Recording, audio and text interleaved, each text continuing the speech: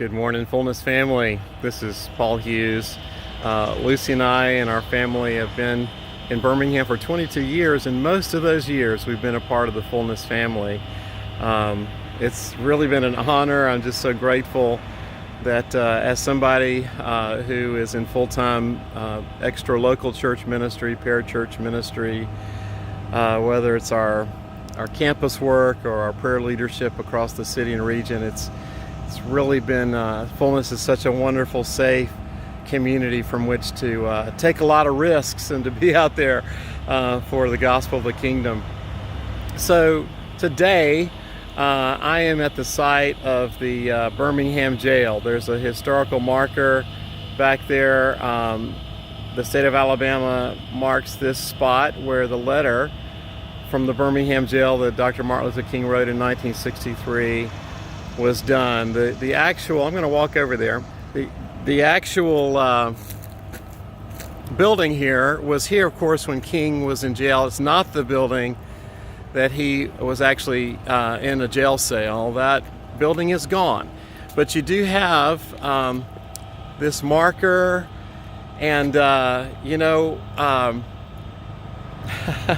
we're part of a city that has an international reputation. And you've got this quote here about how injustice anywhere is a threat to justice everywhere. And a number of years ago, the Holy Spirit was speaking concerning Jesus' dream, Jesus' vision for Birmingham, and used those amazing words from King's letter, and yet made it a converse. In other words, that justice anywhere is a threat to injustice everywhere. And for me, that represents a place of righteousness and truth and justice, a transformed neighborhood, a transformed city or region. And so, the local church is the hope of the world. And sometimes that local church is the denominational, organizational expression within a city. And that's real, and that's what we love. And also biblically and from the outside world, the church is a church in a whole city. So the Church of Birmingham had a voice in '63, and there was a lot of conflicting messages. And so you had a preacher and King and other preachers, and the letter that King wrote from this jail was to 8 pastors, and one of them was actually a rabbi.